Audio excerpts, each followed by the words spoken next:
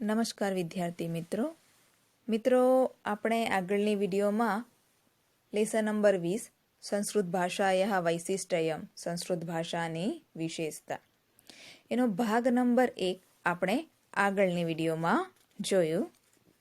હવે આજે આપણે આ જ ગદ્યનો ભાગ નંબર 2 જોઈશું, પણ એ પહેલાં આપણે ભાગ નંબર 1નું થોડું પુનરાવર્તન કરી લઈએ.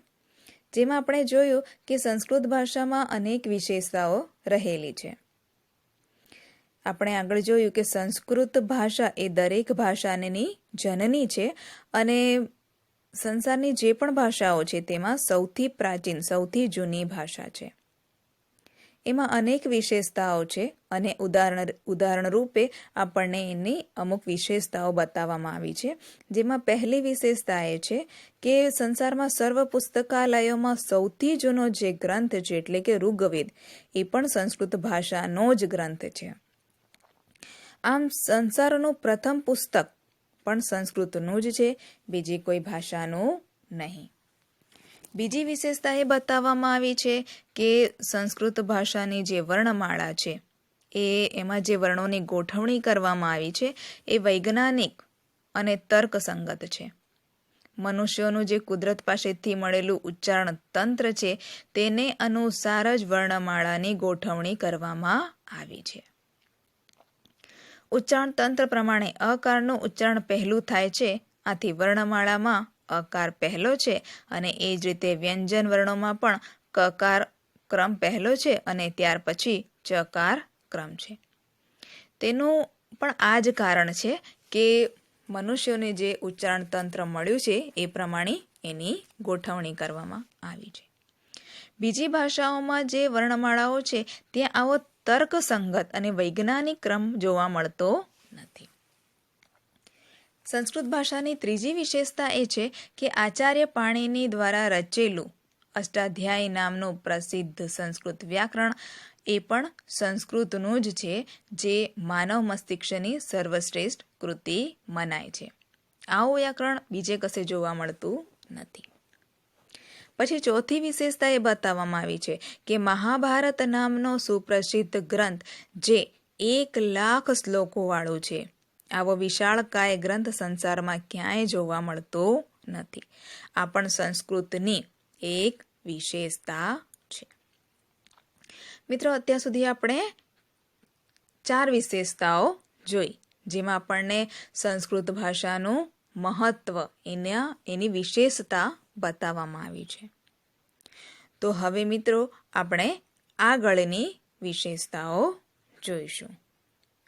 તો ચાલો મિત્રો, હવે આપણે ભાગ 2ની શરૂઆત કરીએ. પંચમ વૈશિષ્ટ્યમ રામાયણમ નામ સુપ્રસિદ્ધમ આદિ કાવ્ય અસ્તિ.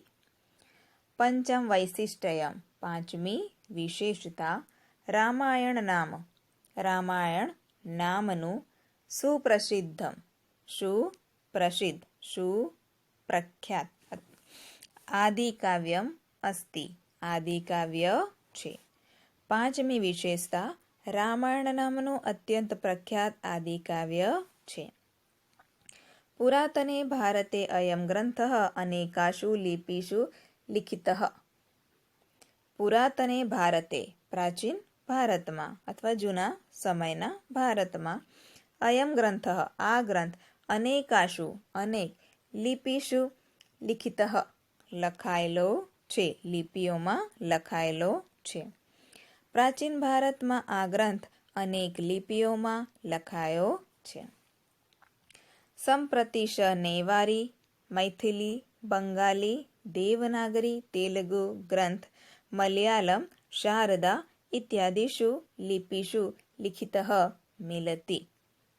સંપ્રતિ અત્યારે, તે નૈવારી એટલે નૈવારી ભાષામાં, મૈથિલી એટલે મૈથિલી ભાષામાં, બંગાળી એટલે બંગાળી ભાષામાં, દેવનાગરી દેવનાગરી ભાષામાં, તેલુગુ એટલે તેલુગુ ભાષામાં, મલયાલમ એટલે મલયાલમ ભાષામાં, શારદા એટલે શારદા ભાષામાં, ઇત્યાદિષુ વગેરે લિપિષુ લિખિતઃ મિલતિ, લિપિઓમાં લખાયેલો મળે છે.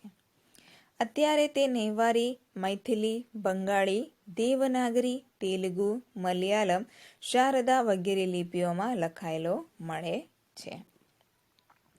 મિત્રો, અહીં સંસ્કૃત ભાષાની 5મી વિશેષતા બતાવવામાં આવી છે કે આપણો જે પ્રાચીન ગ્રંથ છે રામાયણ એ પ્રખ્યાત આદિકાવ્ય છે.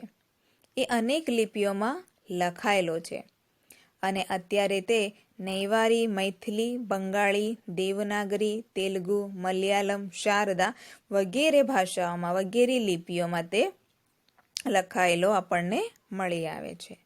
મિત્રો, આ ગ્રંથ પણ સંસ્કૃત ભાષામાં જ લખાયેલો મળે છે.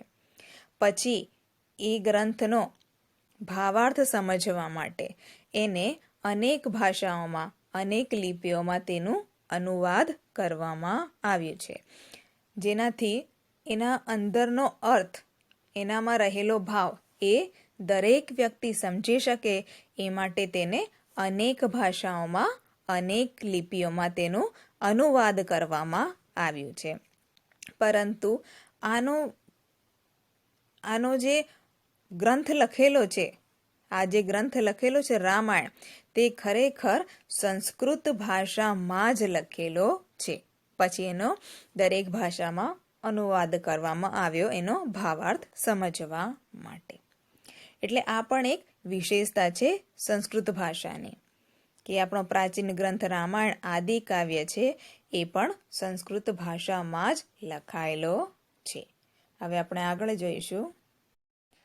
સંસ્કૃત ભાષાયાઃ એતાદૃશાઃ બહવો ગ્રંથાઃ સન્તિ યે પ્રાચીનકાલે અનેકાસુ લિપિષુ લિખિતાઃ.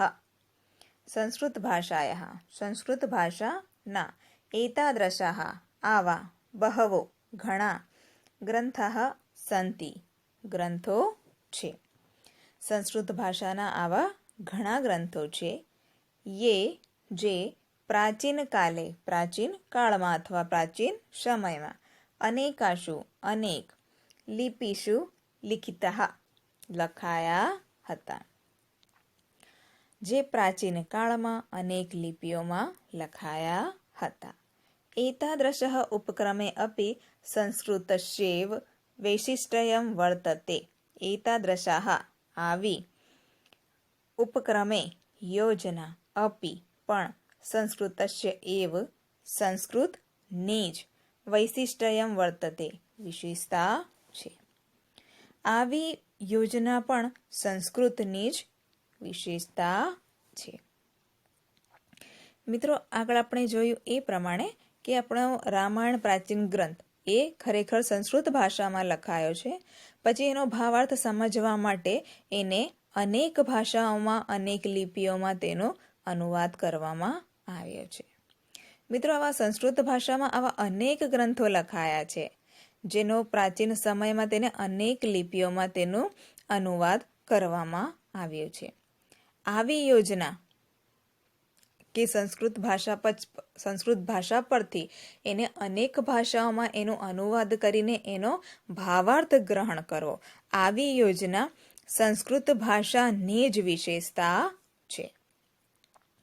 એ એટલો સુંદર ગ્રંથ બનાવવામાં આવે છે, એટલી સુંદર રીતે એનો ભાવાર્થ એમાં નાખવામાં આવે છે કે જેને ગ્રહણ કરવા દરેક લોકો તત્પર હોય છે. એટલે બધા પ્રમાણે, પછી બધી ભાષા પ્રમાણે એનો અનુવાદ કરવામાં આવે છે. આવી યોજના માત્ર ને માત્ર સંસ્કૃત ભાષામાં જ થતી હોય છે. આ પણ એક સંસ્કૃત ભાષાની વિશેષતા છે. હવે આપણે આગળ જોઈશું. ષષ્ઠમ વૈશિષ્ટ્યમ. સંસ્કૃત ભાષાયાઃ પંચતંત્ર નામકઃ ગ્રંથઃ પ્રાયઃ વિશ્વસ્ય સર્વાસુ ભાષાસુ અનુદિતઃ વર્તતે. ષષ્ઠમ વૈશિષ્ટ્યમ, છઠ્ઠી વિશેષતા. સંસ્કૃત ભાષાયાઃ, સંસ્કૃત ભાષાનો, પંચતંત્ર નામકઃ પંચતંત્ર નામના, ગ્રંથઃ ગ્રંથનો, પ્રાયઃ મોટે ભાગે, વિશ્વસ્ય દુનિયાની, સર્વાસુ ભાષાસુ બધી ભાષાઓમાં, અનુદિતઃ વર્તતે અનુવાદ થયેલો છે. છઠ્ઠી વિશેષતા છે સંસ્કૃત ભાષાનો પંચતંત્ર નામના ગ્રંથનો મોટે ભાગે દુનિયાની બધી ભાષાઓમાં અનુવાદ થયેલો છે. એતાદૃશં સૌભાગ્યમ અન્યશયઃ કસ્યાચિત ભાષાયાઃ ગ્રંથેન અદ્યાવધિ ન પ્રાપ્તમ. એતાદૃશમ આવું સૌભાગ્ય અન્યશયઃ બીજી કસ્યાચિત કોઈ પણ ભાષાના ગ્રંથને અદ્યાવધિ આજ સુધી ન પ્રાપ્ત થયું નથી.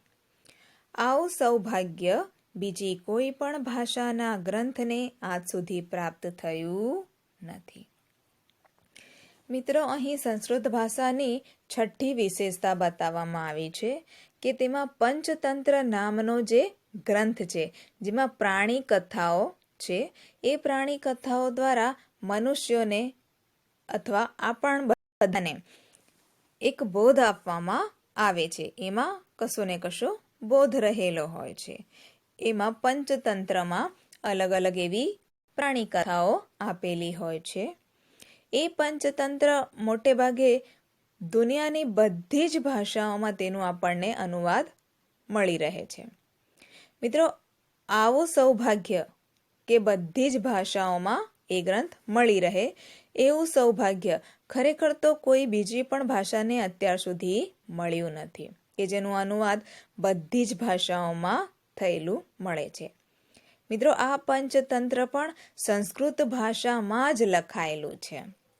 એટલે આ પણ એક સંસ્કૃત ભાષાની વિશેષતા છે કે પંચતંત્ર ગ્રંથ સંસ્કૃત ભાષામાં લખાયેલો છે અને એના પછી એનો અનેક ભાષાઓમાં અનુવાદ મળી આવે છે. દુનિયાની મોટે ભાગે ભાષાઓમાં એનો અનુવાદ મળી રહે છે. એટલે આવું સૌભાગ્ય ખરેખર બીજી કોઈ ભાષામાં મળ્યું નથી અત્યાર સુધી. એટલે ખરેખર આ એક વિશેષતા છે સંસ્કૃત ભાષાની. હવે આપણે આગળ જોઈશું. સપ્તમમ વૈશિષ્ટ્યમ સંસ્કૃત સાહિત્યે દસકુમાર ચરિત નામના પ્રસિદ્ધમ કથા પુસ્તકમ વર્તતે.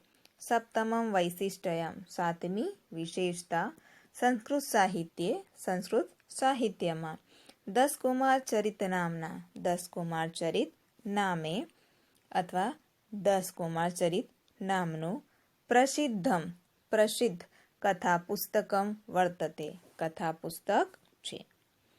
સાતમી વિશેષતા એ છે કે સંસ્કૃત સાહિત્યમાં દસકુમાર ચરિત નામે પ્રસિદ્ધ કથા પુસ્તક છે. તસ્ય સપ્તમે ઉચ્છવાસે એકમ પાત્રમ પવર્ગ પ્રયોગરહિતાની વાક્યાની વદતી.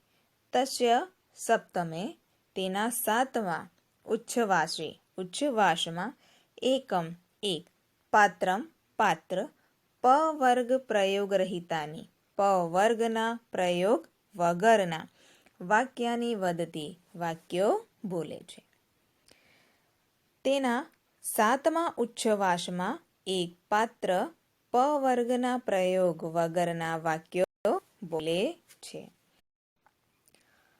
વર્ણમાલાયાઃ અમુકાન વર્ણાન વિહાય સંવાદકરણમ સંસ્કૃતે એવ સંભવતી ન અન્યત્ર. વર્ણમાલાના અમુક વર્ણના પ્રયોગ વિહાય વિના સંવાદ કરવાનું સંસ્કૃતમાં એવ જ સંભવે ન અન્યત્ર બીજે નહીં. વર્ણમાળાના અમુક વર્ણના પ્રયોગ વિના સંવાદ કરવાનું સંસ્કૃતમાં જ સંભવે છે, બીજે નહીં. મિત્રો, સાતમી વિશેષતામાં એ બતાવવામાં આવ્યું છે કે સંસ્કૃત સાહિત્યમાં જે દસકુમાર ચરિત નામનું એક સુપ્રસિદ્ધ કથા પુસ્તક છે, તેમાં તમે જોશો તો તેના સાતમા ઉચ્છવાસમાં એક પાત્ર પવર્ગના પ્રયોગ વગરના જ વાક્યો બોલે છે. એટલે કે પવર્ગમાં આવતા જે વર્ણો છે પ, ફ, બ, ભ અને મ એ સિવાયના વાક્યોનો તે ઉચ્ચારણ કરે છે, એ સિવાયના વાક્યોનો તે બોલે છે. મિત્રો, તમે આવું ક્યારે જોયું છે કે ખરેખર કે વર્ણમાળાના અમુક વર્ણોનો પ્રયોગ કર્યા વિના સંવાદ કરવું, બોલવું, ખરેખર તો એ અસંભવ છે. પણ આવું સંસ્કૃત ભાષામાં જ સંભવિત થઈ શકે છે, જેનું ઉદાહરણ તમે અહીં જોઈ શકો છો કે દસકુમાર ચરિત નામનું જે પ્રસિદ્ધ ગ્રંથ છે, પ્રસિદ્ધ પુસ્તક છે, તેમાં એક પાત્ર છે તે પ વર્ગના જેટલા પણ વર્ણો છે, પ ફ બ ભ મ, એના સિવાયના એનો પ્રયોગ એ કરતો નથી. એના સિવાયના વર્ણોનો પ્રયોગ કરીને એ વાક્યો બોલે છે. વર્ણમાળામાંના અમુક વર્ણોનો ત્યાગ કરી એના સિવાયના જે વર્ણનો છે એનો પ્રયોગ કરીને વાક્ય બોલવું, એ તો ખરેખર સંસ્કૃત ભાષામાં જ થઈ શકે, બીજી કોઈ ભાષામાં નહીં. તો મિત્રો, આ પણ એક સંસ્કૃત ભાષાની વિશેષતા છે કે વર્ણમાળાના અમુક શબ્દો લઈને બોલવું અને અમુક શબ્દોનો ત્યાગ કરવો એ ખરેખર સંભવ હોતું નથી, પરંતુ અહીં સંભવ થયેલું આપણને જોવા મળે છે, અને આ સંસ્કૃત ભાષામાં જ થઈ શકે છે, જે એક આ સંસ્કૃત ભાષાની વિશેષતા બતાવે છે. હવે આપણે આગળ જોઈશું. અષ્ટમ વૈશિષ્ટ્યમ એકસ્ય વર્ણસ્ય પ્રયોગેણ કાવ્યકરણમ સંસ્કૃતે એવ સંભવતી. અષ્ટમ વૈશિષ્ટ્યમ, આઠમી વિશેષતા. એકસ્ય વર્ણસ્ય, એક વર્ણના, પ્રયોગેણ પ્રયોગથી, કાવ્યકરણમ કાવ્ય રચવાનું, સંસ્કૃતે સંસ્કૃતમાં, એવ જ સંભવતી સંભવે છે. આઠમી વિશેષતા એ છે કે એક વર્ણના પ્રયોગથી કાવ્ય રચવાનું સંસ્કૃતમાં જ સંભવે છે. મહાકવિના માઘેન વિરચિતે શિશુપાલવધ મહાકાવ્યે દકારસ્ય નકારસ્ય ચ એકમાત્રસ્ય વર્ણસ્ય પ્રયોગેણ નિર્મિતાની પદ્યાની અસ્ય પ્રમાણાની સંતિ. મહાકવિના માઘેન, મહાકવિ માઘે, વિરચિતે રચેલા, શિશુપાલવધ મહાકાવ્યે, શિશુપાલ વધ નામના મહાકાવ્યમાં, દકારસ્ય એટલે દકાર, નકારસ્ય એટલે નકાર, ચ એટલે અને, એકમાત્રસ્ય એકમાત્ર, વર્ણસ્ય વર્ણ, ના, પ્રયોગેણ પ્રયોગ વડે, નિર્મિતાની નિર્મિત કરેલા અથવા રચેલા, પદ્યાની પદ્યો, અસ્ય એના, પ્રમાણાની સંતિ પ્રમાણ છે. મહાકવિ માઘે રચેલા શિશુપાલ વધ નામના મહાકાવ્યમાં એકમાત્ર દકાર અને નકારના વર્ણના પ્રયોગ વડે રચેલા પદ્યો એના પ્રમાણ છે. એવં સંસ્કૃતસ્ય અનેકાની વૈશિષ્ટ્યાની સંતિ. એવં આ પ્રમાણે સંસ્કૃતસ્ય સંસ્કૃતની, અનેકાની અનેક, વૈશિષ્ટ્યાની સંતિ વિશેષતાઓ છે. મિત્રો, અહીં આઠમી વિશેષતા સંસ્કૃત ભાષાની બતાવવામાં આવી છે કે એક જ વર્ણના પ્રયોગ દ્વારા કાવ્યની રચના કરવી એ પણ સંસ્કૃત ભાષામાં જ થઈ શકે. મહાકવિ માઘે રચેલા શિશુપાલ વધ નામનું એક મહાકાવ્ય છે. એમાં માત્ર દકાર અને નકાર વર્ણનો જ એમાં ઉપયોગ કરેલો છે. એના વડે જ પૂરા પદ્યની રચના કરવામાં આવી છે. મિત્રો, આવું તો ખાલી સંસ્કૃત ભાષામાં જ સંભવ થઈ શકે કે દકાર અને નકારના જેટલા વર્ણો છે એનો પ્રયોગ કરીને જ પદ્યની રચના કરવી. ખરેખર આ અસંભવ છે, પણ આ સંભવ થયું છે માત્ર ને માત્ર સંસ્કૃત ભાષામાં જ. મિત્રો, આ પણ એક સંસ્કૃત ભાષાની વિશેષતા છે. મિત્રો, આ પ્રમાણે સંસ્કૃત ભાષાની અનેક વિશેષતાઓ છે. અહીં માત્ર અમુક વિશેષતાઓ સંસ્કૃત ભાષાની બતાવવામાં આવી છે, પરંતુ સંસ્કૃત ભાષામાં આવી અનેક વિશેષતાઓ રહેલી છે, જેને જાણીને આપણને સંસ્કૃત ભાષા પર ગર્વ થાય. મિત્રો સમજ પડીને આ ગદ્યમાં? મિત્રો, આ સાથે જ આપણું આ ગદ્ય અહીં જ પૂર્ણ થાય છે, પરંતુ આ ગદ્યને ફરી એકવાર આપણે ટૂંકમાં સમજી લઈએ. મિત્રો, આપણે બધા જ જાણીએ છીએ કે સંસ્કૃત ભાષા બધી ભારતીય ભાષાઓની જનની છે અને સંસારમાં જેટલી પણ ભાષા છે એમાં સર્વમાં તે સૌથી જૂની ભાષા છે, સૌથી પ્રાચીન ભાષા છે. આ ભાષાની અનેક વિશેષતાઓ છે અને ઉદાહરણ રૂપે અહીં અમુક એની વિશેષતાઓ બતાવવામાં આવી છે. પહેલી વિશેષતા એ છે કે સંસારના સર્વ પુસ્તકાલયોમાં સૌથી જૂનો ગ્રંથ એટલે ઋગ્વેદ, અને આ ઋગ્વેદ સંસ્કૃત ભાષામાં જ લખાયેલો છે. આમ સંસારનું પ્રથમ પુસ્તક પણ સંસ્કૃતનું જ છે, બીજી કોઈ ભાષાનું નહીં. આ એની પહેલી વિશેષતા. એની બીજી વિશેષતા એ છે કે સંસ્કૃત ભાષાની જે વર્ણમાળા છે તેમાં જે વર્ણોની ગોઠવણી કરવામાં આવી છે એ વૈજ્ઞાનિક અને તાર્કિક છે. બધા મનુષ્યોને કુદરત પાસેથી જે ઉચ્ચારણ તંત્ર મળ્યું છે તે અનુસાર જ સંસ્કૃત ભાષાની જે વર્ણમાળા છે એની ગોઠવણી કરવામાં આવી છે. ઉચ્ચારણ તંત્ર પ્રમાણે અકારનું ઉચ્ચારણ પહેલું થાય છે, એટલે વર્ણમાળામાં પણ અકાર પહેલો મૂકવામાં આવ્યો છે. એ પછી વ્યંજનોની ગોઠવણી કરવામાં આવી છે અને વ્યંજન વર્ણોમાં કકારનો ક્રમ પહેલાં અને ચકારનો ક્રમ પછી મૂકવામાં આવ્યો છે. અને એનું કારણ આ જ છે કે મનુષ્યોને જે કુદરત તરફથી ઉચ્ચારણ તંત્ર મળ્યું છે એ પ્રમાણે જે સંસ્કૃત ભાષાની જે વર્ણમાળા છે એની ગોઠવણી કરવામાં આવી છે. બીજી ભાષાઓમાં જે વર્ણમાળાની ગોઠવણી કરવામાં આવી છે ત્યાં આવો કોઈ પણ પ્રકારનો તર્કસંગત અને વૈજ્ઞાનિક ક્રમ જોવા મળતો નથી. આ માત્ર ને માત્ર સંસ્કૃત ભાષામાં જ મળે છે. એ સંસ્કૃત ભાષાની બીજી વિશેષતા છે. ત્રીજી વિશેષતા એ છે કે આચાર્ય પાણિનીએ રચેલું અષ્ટાધ્યાયી નામનું પ્રસિદ્ધ સંસ્કૃત વ્યાકરણ માનવ મસ્તિષ્કની સર્વશ્રેષ્ઠ કૃતિ છે.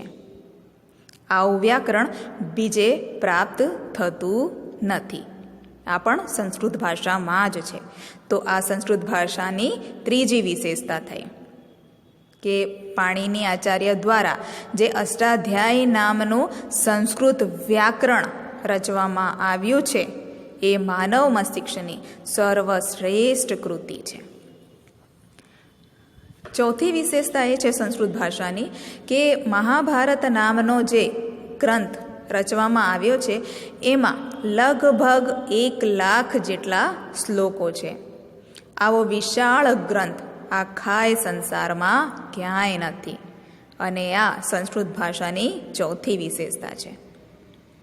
પાંચમી વિશેષતા એ છે કે રામાયણ નામનું અત્યંત પ્રખ્યાત આદિકાવ્ય છે એ પ્રાચીન ભારતમાં આ ગ્રંથ અનેક લિપિઓમાં લખાયેલો છે. અત્યારે તે નેવારી, મૈથિલી, બંગાળી, દેવનાગરી, તેલુગુ, મલયાલમ, શારદા વગેરે લિપિઓમાં આપણને લખાયેલો મળે છે. સંસ્કૃત ભાષાના આવા ઘણા ગ્રંથો છે જે પ્રાચીન કાળમાં અનેક લિપિઓમાં લખાયા છે અને આવી યોજના માત્ર ને માત્ર સંસ્કૃત ભાષામાં જ મળે છે. તો આ પણ એક સંસ્કૃત ભાષાની વિશેષતા થઈ. છઠ્ઠી વિશેષતા એ છે કે સંસ્કૃત ભાષાનો જે પંચતંત્ર નામનો ગ્રંથ છે જેમાં પ્રાણી કથાઓ તમને જોવા મળશે. આગળ આપણે ઘણા બધા ગદ્યમાં પંચતંત્રની પ્રાણી કથાઓ ભણી ગયા છીએ. તો એ પંચતંત્ર નામના ગ્રંથનો મોટે ભાગે દુનિયાની બધી જ ભાષાઓમાં તેનો અનુવાદ થયેલો આપણને જોવા મળશે. અને આવું સૌભાગ્ય બીજી કોઈ પણ ભાષાના ગ્રંથને આજ સુધી પ્રાપ્ત થયું નથી. તો આ પણ એક સંસ્કૃત ભાષાની વિશેષતા થઈ કે પંચતંત્ર નામનો જે ગ્રંથ છે એ દુનિયાની મોટે ભાગેની જેટલી ભાષાઓ છે એમાં અનુવાદ થયેલો જોવા મળે છે એનો અર્થ ગ્રહણ કરવા માટે, એટલે એની છઠ્ઠી વિશેષતા થઈ. સાતમી વિશેષતા એ છે કે સંસ્કૃત સાહિત્યમાં 10 કુમાર ચરિત નામે પ્રસિદ્ધ કથા પુસ્તક છે. તેના 7મા ઉચ્છવાસમાં 7મા પ્રકરણમાં એક પાત્ર છે જે પ વર્ગના એટલે પ ફ બ ભ મ એ પ વર્ગના અક્ષરો છે. આ અક્ષરોનો પ્રયોગ કર્યા વગર એ વાક્યો બોલે છે. વર્ણમાળાના આવા અમુક વર્ગોનો પ્રયોગ કરવો અને અમુક વર્ગોનો ત્યાગ કરવો અને સંવાદ કરવો એ માત્ર ને માત્ર સંસ્કૃત ભાષામાં જ સંભવિત છે, બીજી કોઈ ભાષામાં નથી. તો આ પણ એક સંસ્કૃત ભાષાની વિશેષતા થઈ. 8મી વિશેષતા એ છે કે એક વર્ણના પ્રયોગથી કાવ્ય રચવાનું સંસ્કૃતમાં જ સંભવે છે. મહાકવિ માઘે રચેલા શિશુપાલ વધ નામના મહાકાવ્યમાં એકમાત્ર દકાર અને નકાર વર્ણના પ્રયોગ વડે રચેલા પદ્યો એની સાબુતી છે. એટલે મિત્રો, મહાકવિ માઘે જે શિશુપાલ વધ નામનું મહાકાવ્યનું રચના કરી એમાં દકાર અને નકાર એ વર્ણોના પ્રયોગ વડે જ પૂરા પદ્યની રચના કરવામાં આવી છે. એ 2 વર્ણો દ્વારા જ પૂરા પદ્યની રચના કરી છે. તો આવું પણ સંસ્કૃત ભાષામાં જ સંભવિત છે, બીજી કોઈ ભાષામાં નથી. તો આ પણ એક સંસ્કૃત ભાષાની વિશેષતા થઈ. મિત્રો, આ પ્રમાણે સંસ્કૃત ભાષાની અનેક વિશેષતાઓ છે અને ખરેખર આવી વિશેષતાઓ બીજી કોઈ ભાષામાં આપણને જોવા મળશે નહીં. મિત્રો, આ માત્ર અહીં આ ગદ્યમાં માત્ર ને માત્ર 8 વિશેષતાઓ બતાવવામાં આવી છે અને ખરેખર આમ તો સંસ્કૃત ભાષામાં અનેક વિશેષતાઓ રહેલી છે. મિત્રો, આ ગદ્યમાંથી આપણને એ બોધ મળે છે કે ખરેખર સંસ્કૃત ભાષામાં ઘણી વિશેષતાઓ રહેલી છે, પરંતુ સમય સાથે સંસ્કૃત ભાષાની જે વિશેષતાઓ છે તેનું મહત્ત્વ વિસરાઈ ગયું છે. પરંતુ આ પાઠમાં જે વિશેષતાઓ સંસ્કૃત ભાષાની બતાવવામાં આવી છે એ પછી આપણને ખરેખર સંસ્કૃત ભાષા ઉપર ગર્વ થવો જોઈએ. આ ગદ્ય પછી તમને એ ભાષા પર ગર્વ થશે, સંસ્કૃત ભાષા પર ગર્વ થશે એવું હું માનું છું. એ સાથે આપણું આ ગદ્ય અહીં જ પૂર્ણ થાય છે. હવે આપણે આવતી વિડીયોમાં મળીશું.